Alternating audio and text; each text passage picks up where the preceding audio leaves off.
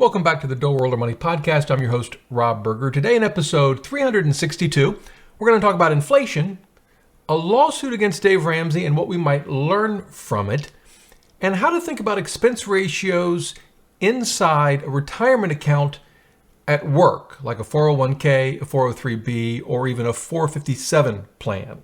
That's what we're going to cover in today's episode. Hey, everybody, hope you're having a good week. As I've mentioned in the past, I release the podcast episodes both as a traditional podcast, but also on the Dough Roller YouTube channel, so you can see, I guess, me in the video, if that's what you want. Occasionally, I show things on my screen. I do try to remember that most of you are listening and not watching, so I'll do my best to keep that in mind as we move forward. But for those that want to check it out on YouTube, I will show some things on my screen from time to time. And so we're going to jump right into it. And I thought we'd start with inflation because there was a lot of inflation news this week, and it was all positive. And so I thought I'd share that with you. Again, if you're watching on YouTube, you can see the Bureau of Labor Statistics. They released a couple of numbers. So first was just your basic CPI. And Consumer Price Index, this is for all urban consumers. They actually have a couple of different variations of CPI, but for all urban consumers, inflation increased just 0.1% month over month, and they adjusted seasonally. Over the last 12 months, it was up 4%. Now, if you go back in time a couple of years, 4% would have been a real shock to the system. But since we were over 9% not that long ago, 4% seems like a picnic. But the good news is that it is coming down. Now, when you strip out food and energy, which tend to be much more volatile, inflation actually came in over the last year at 5.3%, but when you count everything, 4%. And that caused the Fed to pause in their rate increases. They'd been increasing rates I think like the last maybe 10 meetings, something like that. And they put a pause on it. Now, another number came out that really surprised me, the PPI. This is sort of like wholesale inflation, if you will. And over the last 12 months, it's only up 1.1%. And that really surprised me. I don't know if it surprised the market. I'll be honest, I don't follow PPI number all that closely. But it just seems like whatever the Fed has been doing, it's really been working. Again, at the 4% for CPI, we're not back to the target. They want to be around 2%. So we'll see what happens with rate increases possibly later in the year and as we move into 2024. The interesting thing is on CPI, it's at 4%. You can actually earn more than that on an FDIC-insured bank account. I track them on a couple of different websites. One of them is All Cards. I'm starting to update doughroller.net to get that site up into shape. But I can tell you from my site All Cards, and we track well over 1,000 different accounts, including CDs and everything else.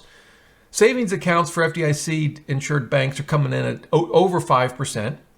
And no penalty CDs also coming in over 5%. I'll leave links to all of this below the video and in the show notes.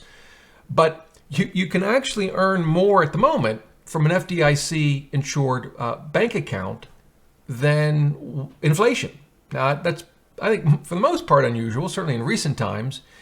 And we'll see if that changes as we move forward. But so overall good news with inflation. I was checking out stocks today. I'm actually recording this on Thursday. I'll release it tomorrow, Friday, June 16th. Stock market's up. They're loving the inflation numbers. They're loving the Fed pause. Again, though, I probably wouldn't get overly excited about this. I mean, this too shall change. When you're going through a rough time, just remember, this too shall change. And when you're going through a great time, just remember, this too shall change. Sounds negative, but it's really more of, a stoic philosophy. But for now, the market's up, and I suppose we can all be happy about that. Unless, of course, you're young and you're saving. And in that case, you really want the market to crash, and that way you can buy in at lower prices. But regardless of what you want or what I want, the market's up today. So there you go. And I think the inflation numbers in the Fed are the big reason why. So that's number one, inflation. That's the deal there. I thought I'd mention briefly this lawsuit against Dave Ramsey or his company. It has to do with apparently, this is all allegedly, there was an advertiser that he promoted that in theory helped people get out of timeshares. Now, I've never owned a timeshare, and I hope I never do. I just don't think they're generally a good way to go for your vacations, but some people own them and love them, and that's terrific if that's you. But this company apparently helped people get out of timeshares, which can be notoriously difficult to do. The company name was Reed Hine. And according to the lawsuit, they were charged anywhere between $4,000 and $72,000. I don't know why such a wide range. That's a lot of money. But and apparently the lawsuit says these were illusory services. It totaled $70 million. Apparently, again, all alleged. Dave Ramsey was paid $30 million. That's a lot of money. So here's the question. But one is, we don't know if, of course, the allegations in the lawsuit are true. We don't know if this company, maybe they did what they promised to do. We don't know. We also don't know, even assuming they did something wrong, whether Dave Ramsey's at fault for anything, right? I guess, as the lawsuit, sort of progresses and makes its way through the judicial system, we'll find out. But one of the things that I thought about when I read this article was how important it is that we all are very skeptical as we take in information. And by the way, that includes information you take in from me, from this podcast, the YouTube channel, something I write. We should be skeptical, and we should be asking tough questions when it comes to our money and being very thoughtful before we hire a company, for example, to help us with our money, if that's what we choose to do. It's certainly, I think, perfectly fine to listen to individuals and, companies, whatever, that you find useful and helpful, and hopefully I fall into that category. But you want to be skeptical, and you want to make sure that you think through these decisions, and that's true even if you're a huge Dave Ramsey fan. He gives you his advice, his opinion. That's all it is. It's his opinion. And it may be a great way to go for him. It may or may not be a great way to go for you or me. But we just need to be skeptical. And I would really encourage you to do that, particularly as it relates to your money. So there you go. That's the second thing I wanted to share with you. It's not so much to pick on Dave Ramsey. For all I know, he didn't do anything wrong. I just don't know. I don't think any of us do yet. But it's a good lesson in making sure that we are skeptical when we take in information. We really think through, is it accurate? Does it make sense? Is it right for me? So there you go. The third thing I want to mention, talk about in today's show, I got an email. And by the way, I encourage you to send me an email with topics you'd like me to discuss on the podcast. This one came from a listener named Kyle. And I won't read you the email, I'll just sort of summarize it. Here's what he said. He goes, look, he's got a Roth retirement plan at work. His happens to be a 457 plan. But he's got a Roth retirement plan, and he can max it out. He mentioned $22,000 this year, and he's got some great investment options, which not all workplace retirement plans do. But he's got basically low-cost Vanguard funds, cost him a couple of basis points, right? Remember, 100 basis points would equal 1%. These funds are just charging a couple of basis points. It's just a fraction of 1%. But here's his concern.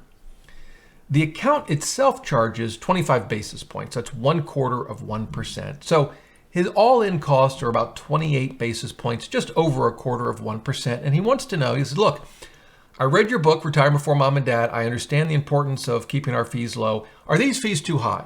Should I forego the workplace retirement account and just invest outside of work? Taxable accounts, for example, is one thing he mentioned.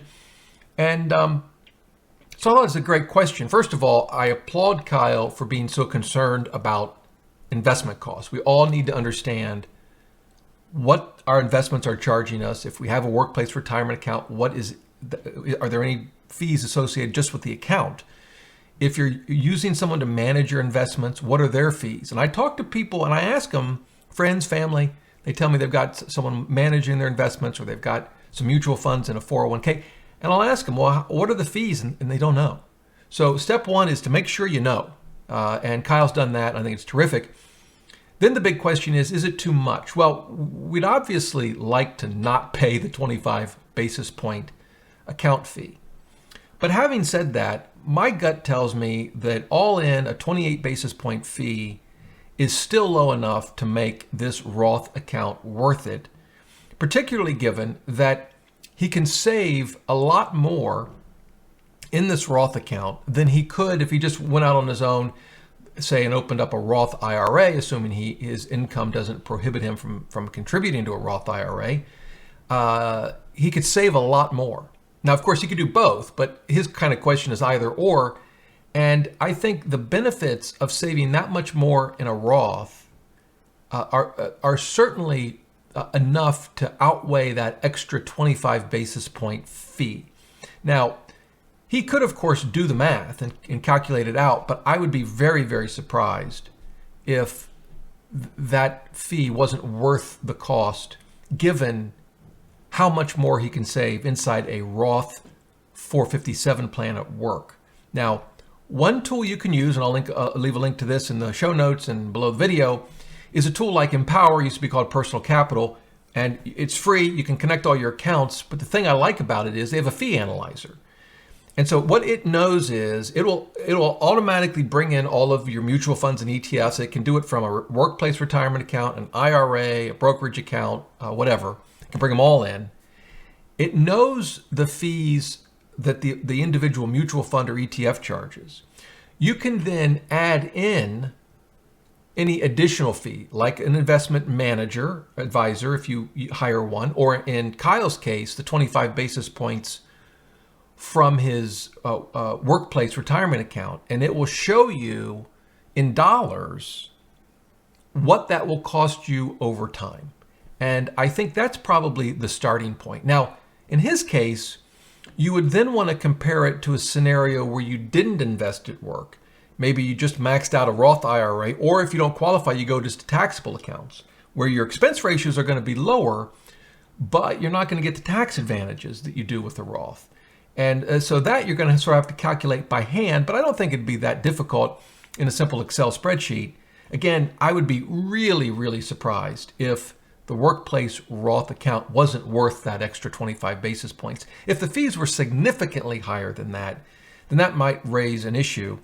And we haven't even talked about a situation where you get matching contributions from your employer, in which case, to me, it's a no-brainer.